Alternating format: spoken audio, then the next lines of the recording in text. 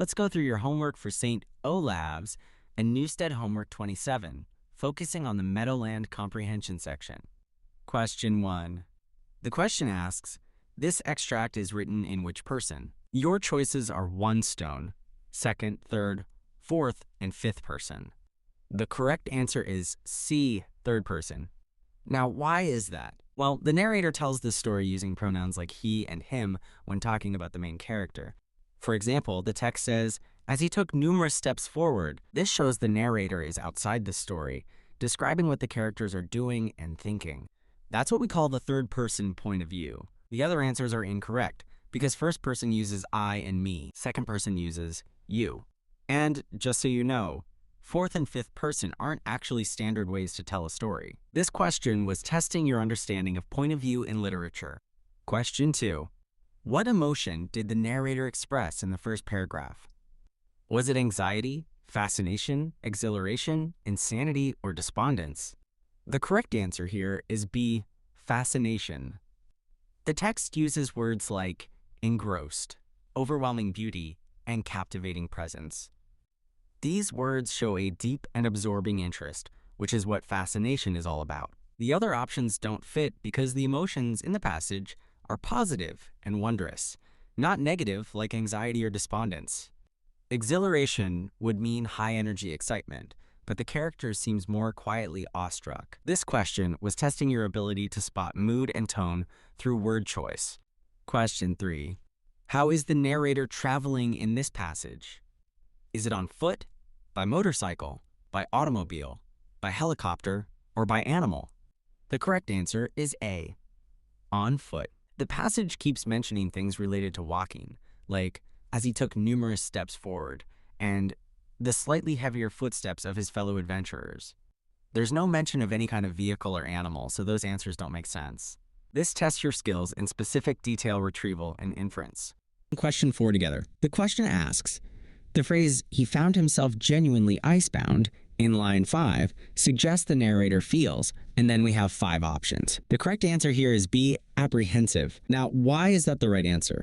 Well, the phrase icebound doesn't literally mean stuck in ice. Instead, it's a metaphor, meaning it uses the idea of being frozen to describe how the narrator feels emotionally. To figure out the emotion, we have to look at what's happening in the story. The narrator is in a strange, new, and unpredictable place after something traumatic happened. The story mentions a witch-like cry and unknown figures appearing, making the environment feel dangerous. So being icebound isn't about being amazed or wondering.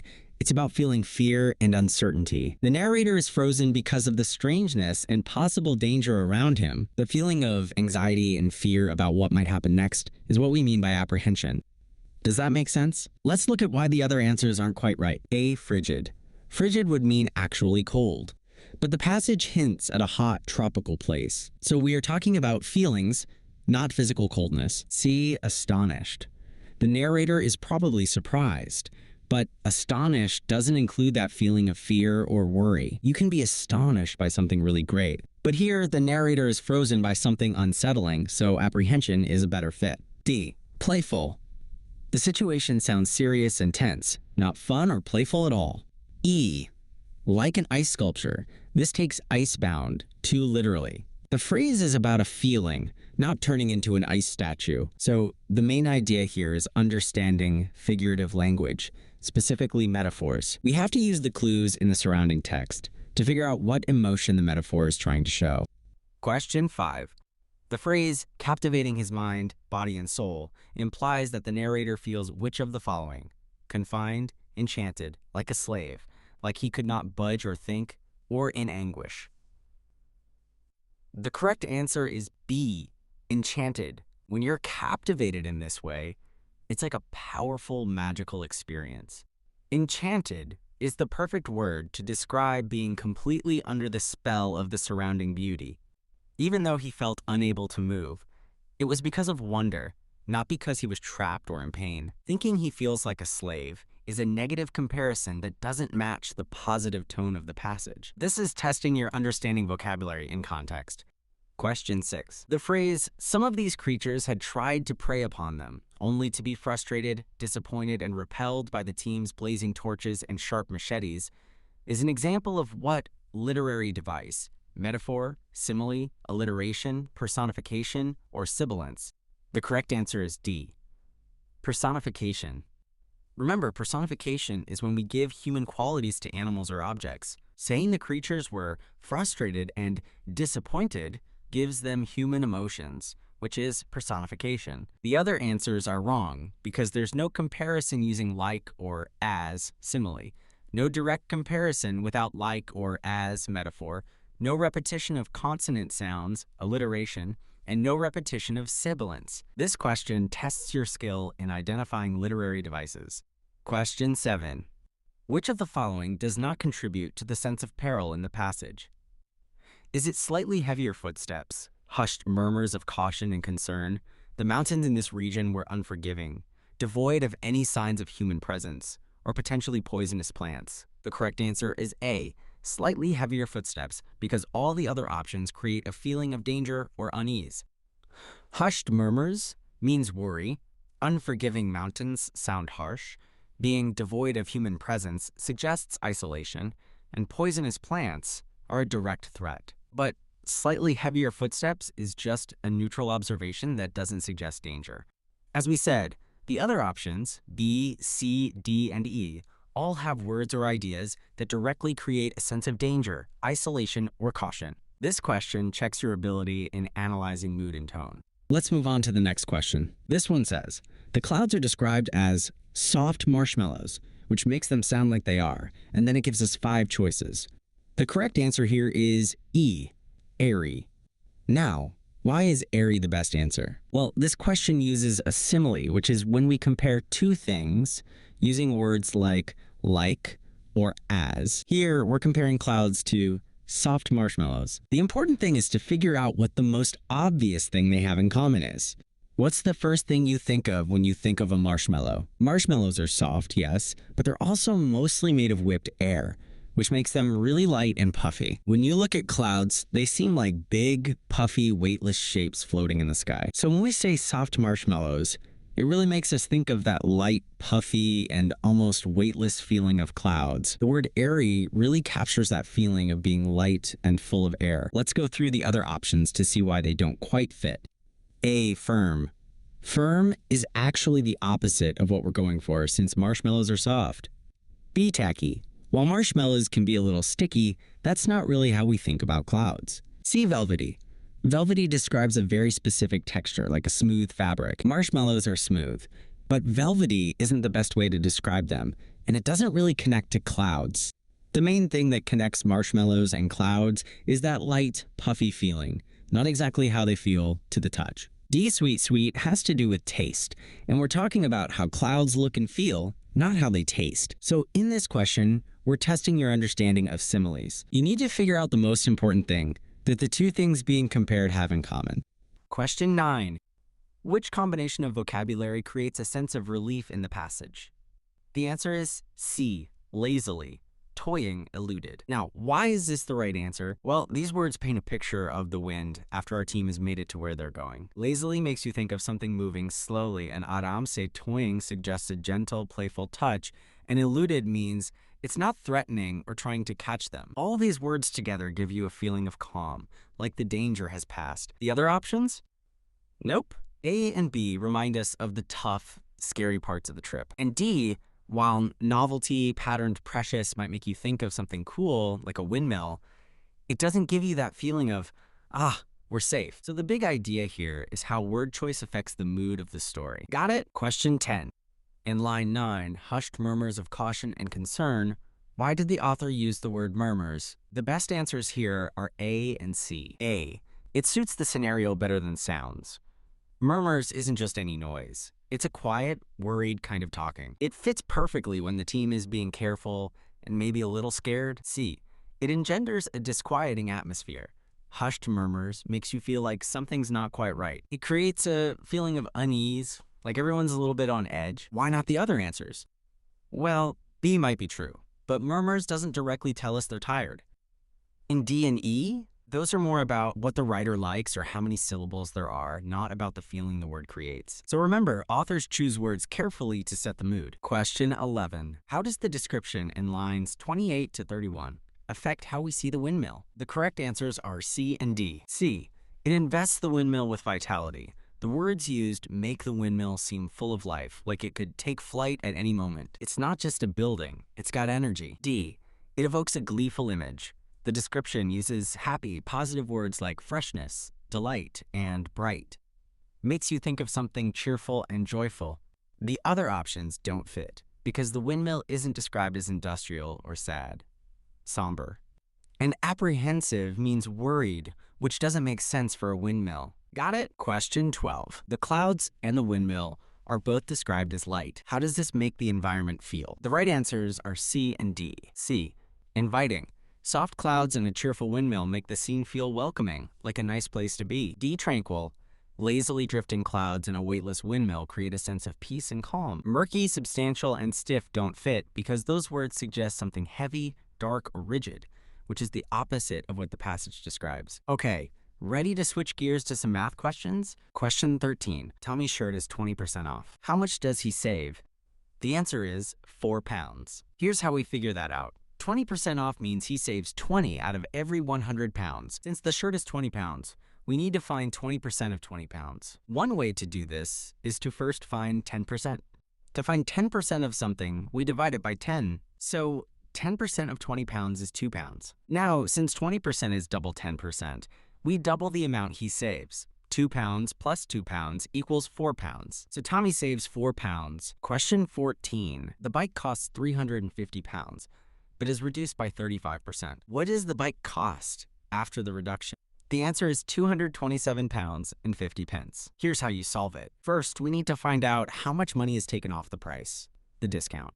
To do this, we calculate 35% of 350 pounds. You can do this by multiplying 350 pounds by 0.35, which is the same as 35%. That gives us 122 pounds and 50 pence. Next, subtract the discount 122 pounds and 50 pence from the original price, 350 pounds. 350 pounds to 122 pounds, 0.50 equals 227 pounds and 50 pence. So the bike costs 227 pounds and 50 pence after the reduction. Question 15. 28% of 900. The answer is 252. Okay. Let's figure out 28% of 900. First, we need to turn that percentage into a decimal. Remember, percent means out of 100, so 28% is the same as 28 100ths, which is 0.28 as a decimal. Now, we just multiply. 900 times 0.28 equals 252. So 28% of 900 is 252. Question 16. Jamie is going to Florida, and the exchange rate is 1 pound equals $1.70. He changes 900 pounds into dollars. How many dollars should he get? The answer is $1530. To solve this, we need to multiply the number of pounds Jamie has by the exchange rate. 900 pounds x $1.70 per pound equals $1530. So Jamie should get $1,530 for his 900 pounds. Question 17. Pierre is buying some models. He gets 10 small ones and 5 large ones. The small models cost 2 pounds and 40 pence each, and the large models cost 4 pounds and 50 pence each. If Pierre pays with a 50 pounds note, how much change should he get back? Okay, so this is a multi-step problem, meaning we have to do a few things to get to the answer. First, let's figure out the cost of the small models. He bought 10 and each one is 2 pounds and 40 pence. So we multiply 10 by 2 pounds and 40 pence, which gives us 24 pounds. Next, let's calculate the cost of the large models. He bought 5, and each one costs 4 pounds and 50 pence. So 5 times 4 pounds and 50 pence is 22 pounds and 50 pence.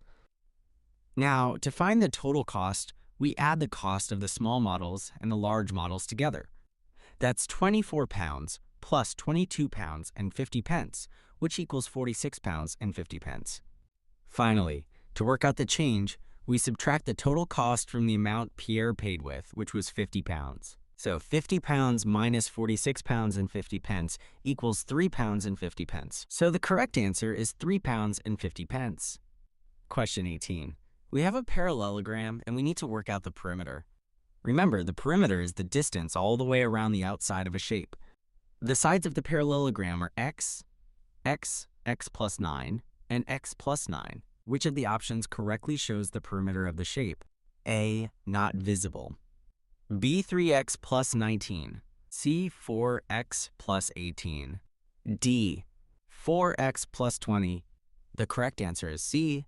4x plus 18. Here's why. The perimeter is the total length of all the sides added together. So we need to add x plus x plus x plus 9 plus of x plus 9. Let's group the x terms first. X plus x plus x plus x. That gives us 4x. Now let's add the numbers.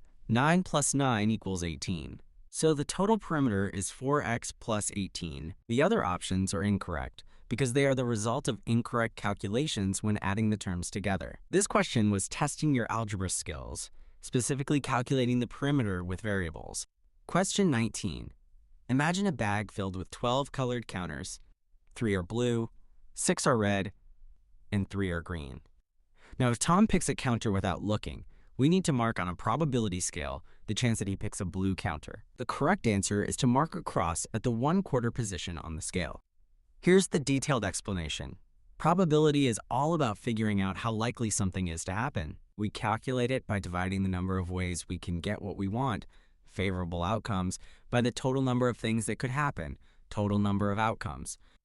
In this case, the number of ways Tom can pick a blue counter is 3, because there are 3 blue counters.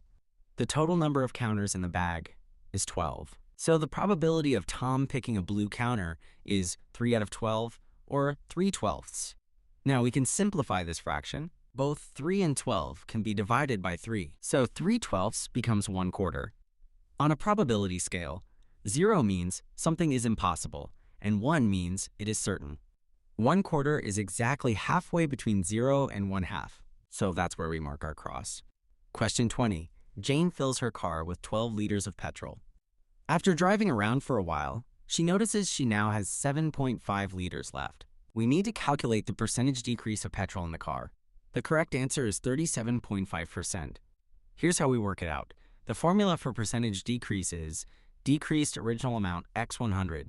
First, we need to find out how much the petrol decreased. We started with 12 liters and ended up with 7.5 liters. So the decrease is 12 to 7.5, which equals 4.5 liters. Now we use the formula. 4 5/12 x 100. 4. 5 divided by 12 is 0.375. Then 0.375 multiplied by 100 is 37.5. So the percentage decrease of petrol in the car is 37.5%. Question 21. Tommy buys a rare painting for 3,200 pounds. Later on, he sells it for 3,800 pounds. We need to work out the percentage increase in the value of the painting. The correct answer is 18.75%. Here's how we solve it. The formula for percentage increase is increase original amount x 100. First, we need to find the increase in value.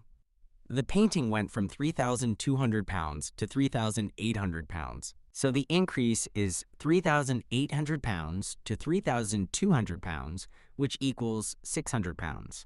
Now, we calculate the percentage. 600 pounds per 3,200 pounds, x 100. 600 divided by 3,200 simplifies to 6/32, which can be simplified even further to 3/16. 3 divided by 16 is 0.1875. Finally, 0. 1875 multiplied by 100 is 18.75%. So the percentage increase in the value of the painting is 18.75%. Question 22. Peter rolls a regular 6-sided die. We need to write down the probability that he rolls a 6. The correct answer is 1/6. Here's why. A regular die has 6 sides, and each side has a different number from 1 to 6. So there are 6 possible outcomes when Peter rolls the die. Out of those 6 outcomes, only one of them is a 6. Therefore, the probability of rolling a 6 is 1, the outcome we want, out of 6, the total possible outcomes. We write this as the fraction 1/6. So now I'm going to be going through the answers to the MVR section of the homework. So for the first question, got odd one out question. So here, I'm just gonna count the number of striped shapes. So here we've got 4. Here we've got 1, 2, 3, 4, 5. 1, 2, 3, 4, 5. 1, 2, 3, 4, 5. 1, 2, 3, 4, 5. So all of them have 5 apart from A. So A is the odd one out because A has 4 striped shapes. Next question, also an odd one out. So here, I'm just gonna, so here the odd one out is B, because in all the rest, it goes star, circle, triangle, cross, star, circle, triangle, cross, star, circle, triangle, cross, star, circle, triangle, cross when you go clockwise around the square. But in B, it goes star, triangle, it goes star, triangle, circle, cross instead of star, circle, triangle, cross. So just clearer way to demonstrate that is that these two are always next to each other in the rest, but here they're opposite each other. So yeah. Now this question. So here we have a 3-sided shape, triangle, and then square, 4-sided. So, and by the way, we're looking at this horizontally split. In this one, we've got hexagon, so 6-sided. So that means, because here we've added 1, so we're going to add 1 here, we're going to have 7-sided. So that means the answer is obviously D, because D is a heptagon, so it's 7-sided. But also, just to make sure, the arrow's down here, then up. So here it was down, so it must be up here. So it had to be D as well, because it's the only one with the arrow pointing up. Back to the odd one out questions now. So here, the odd one out is E, because in all the rest, the small square is always on the opposite side of the line to the bigger, same coloured square. So here we've got white on this side of the line, then on the other side we've got the small white one. Here we've got the black one, on the other side of the line is the big black one. Here we've got the small black one, other side of the line is the big black one. Big white one, other side of the line is the small white one. White line, white. Here we've got the big black one and this small black one on the same side of the line, so E is the odd one out. Next question. Pretty sure this question has come up before, but anyway. So as you can see, there's no black squares here in the first row. The second row, each has 1 black square. Third row, these two both have 2 black squares, so that means there's going to be 2 here. So it's not A already. And then now onto the white squares. So in this column, there's none. In this column, there's 1. In the final column, there's 2 white ones. So that means the answer's got to be D. Next question. So here, as you can see, so if we look at the middle main shape, so this, from that shape, if we minus this one, we're just left with this one. This one, we minus that, we're left with nothing. There's nothing there. So this one, if we minus this, we're just going to be left with this. So that means the answer is A. So from the middle shape, if we minus the shapes from the column on the left, we're left with the main shape for the column on the right. Next question. So here, I'm just going to count the number of black circles. So here we've got 1, 2, 3, 4, 5. 1, 2, 3, 4, 5, 6, 7. 1, 2, 3, 4, 5. 1, 2, 3, 4, 5, 6, 7. So logically, as it's a logical image sequence, it should be 5 in the next one. So it's not A, because that's more than 5, I can just tell. B, 1, 2, 3, 4, 5, 6. Not B, 1, 2, 3, 4, 5, 6. Not C, 1, 2, 3, 4, 5, 6, 7. Not D. 1, 2, 3, 4, 5. The answer is E because it's got 5 black circles. Another logical image sequence shapes. So here, if you look at the part where the two shapes overlap, so here it forms this triangle, and then that's the next big shape in the next square. Then for the next one, it forms this like semicircle sort of thing, and that's the next main shape. Then for the next one, we form this shape, which is that. And then for the next one, I'm assuming we're going to form that. So the box that has that shape, this one, is B. So B is the answer. Next question. String of letters. Pretty sure we've had this question before. So SFGHJ, SFGHJ, SFGHJ, SFGHJ. Here it goes GSF instead of SFG. So E is the odd one out. Code question here. So here, I'm not actually going to look at the first letter here, I'm going to look at the second letter. So for this one, these two both have a K as the second letter, and they both have an arrow pointing up. The test shape also has an arrow pointing up, so the second letter will also be a K, so that means the answer is B. Now, this question. So here, as you can see, we've got a vertical shape on the left, so that means we can already rule out C and D, because the vertical shape is on the right here. And then the colours are swapped. So here, black is on the inside, then black is on the outside. So it's not A, because they're both the same. They're coloured in the same way, with grey on the outside, black on the inside. So B is the answer. Black is on the outside, then it's on the inside. Next question. So we've got two shapes.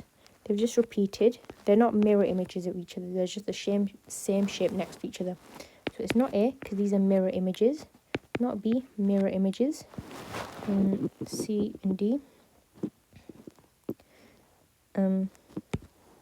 Yeah, and as you can see, in 1 and 2 there's 2 arrows, and in D there's only 1. So it's not D. And also with D, these two shapes are kind of, this one is kind of below this one, when they should be next to each other like they are here. So for that reason, C is the answer, for both those reasons. Next one, here we're going white, grey, dashed, white, grey, dashed. So by the way, this one is the white one, just if you can't tell. So it's going white, dashed, grey, so not A. Dashed, so already wrong. White, white, grey, dashed, so C is the answer. So yeah, and then this is going white. That is also going white, grey, dashed. So let's look at why it's not D, because the answer is C. It's because they're touching here. The grey one is touching both here. Where in D, they're not touching at all. So C is the answer. So 2 reasons why it's C. Next question. So here, 3 shapes. And as you can see, one of the shapes is touching both. There's 2 points of touching. So here there's 1, 2, 3 points. So not A. 1, 1, 2, 3. Not B. 1, 2. So the answer is C. And in D, there's 0 points of touching. Next question. We've got 2 shapes. The one on the left is underneath the one on the right. And there's a grey circle on the left. So it's already not C because the grey circle is in the right shape.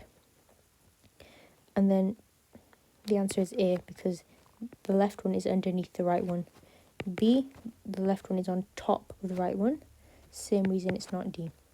So that's the end of the MVR questions for this homework. Question 38.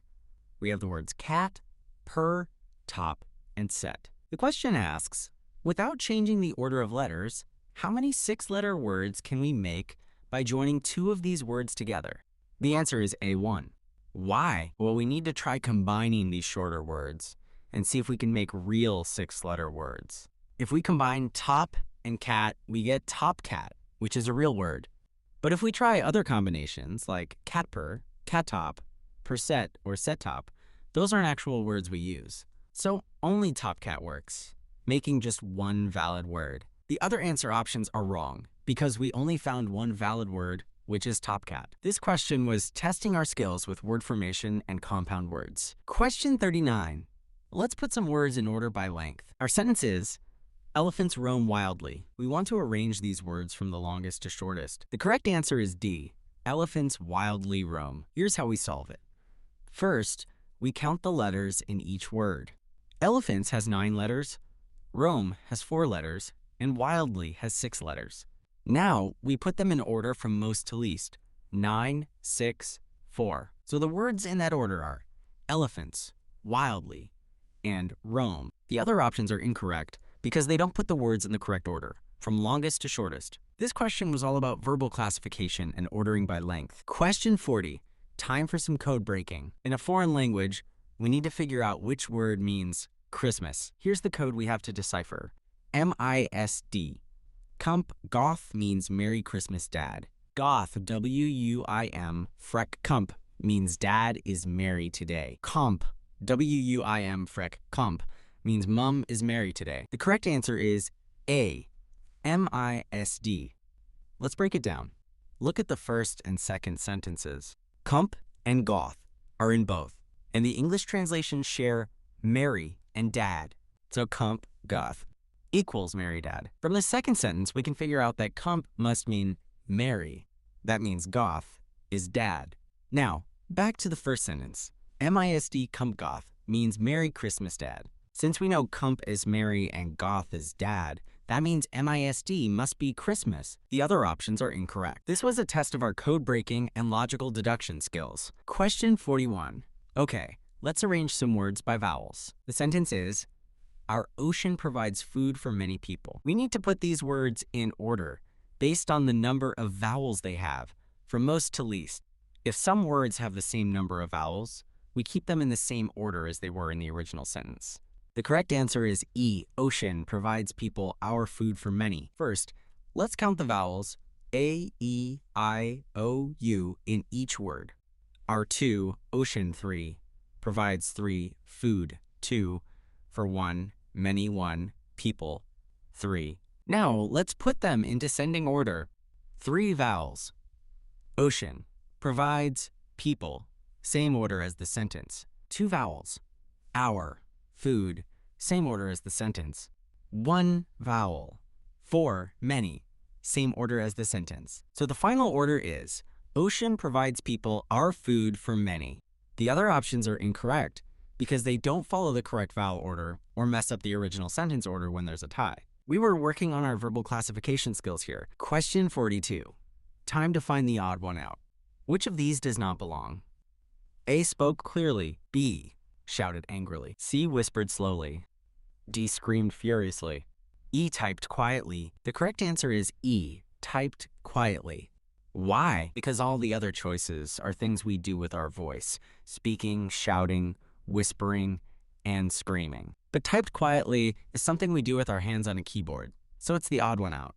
The other options are incorrect because they all involve using your voice. This question was testing our classification skills. Question 43. Let's find the adjective. Our sentence is, she diligently worked on her adventurous project until completion.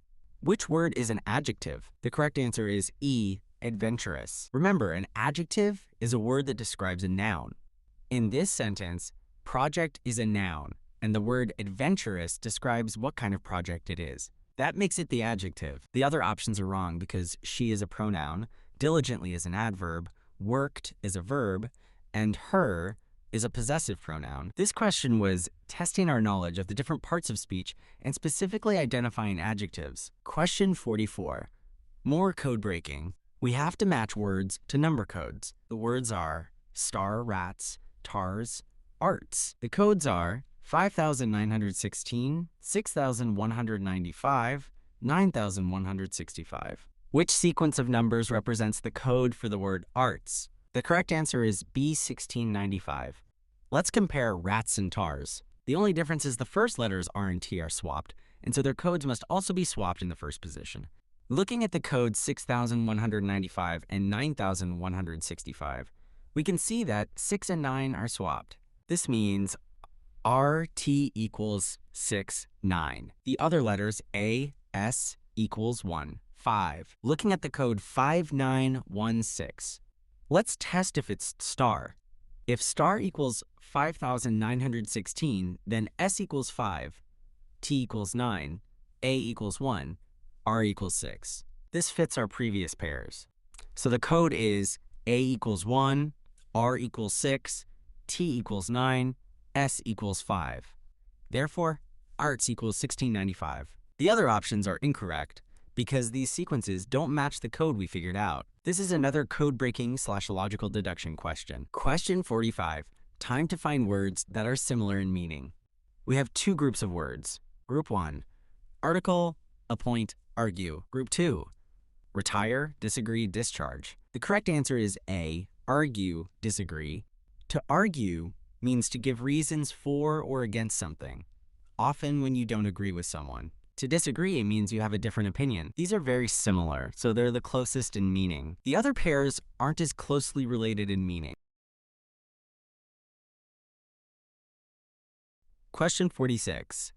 We need to find the two words that are the closest in meaning. Remember, words that have almost the same meaning are called synonyms. Group 1, strand, pine, pullover. Group 2, needle, thread, knit. So which pair do you think is the best match? The correct answer is A, strand. Thread. Why? Well, a strand is like a single thin piece of something, like a hair or a string. A thread is also a long, thin piece of material. So they're very similar, right? Let's see why the other answers aren't quite right. Pine is a type of tree, and knit is how we make fabric with yarn. They don't have similar meanings. A pullover is a sweater, and a thread is a thin strand. Again, not very similar. Strand and needle are also not that similar. So the concept we're testing here is vocabulary, specifically synonyms, words that mean the same thing. Now, let's move on to question 47. This is a fun word puzzle. We have two words, wheat and shin. Our job is to find one letter that we can move from the first word, wheat, to the second word, shin, to make two new, real words. The answer is D-E. Here's why. If we take the letter E from wheat, we're left with what? What is a word we use when we are asking questions? Now, if we put that E into shin, we get shine. Shine means to give off light. So we've made two new words, what and shine. Let's check why the other options don't work. If we move the W, we don't get any new words. If we move the A, we don't get any new words. If we move the T, we don't get any new words. So this question was testing our ability to solve word puzzles and play around with anagrams, where we move letters to make new words. This specific type is a move a letter puzzle. And that wraps up our walkthrough of Homework 27 video for St. Olaves and Newstead.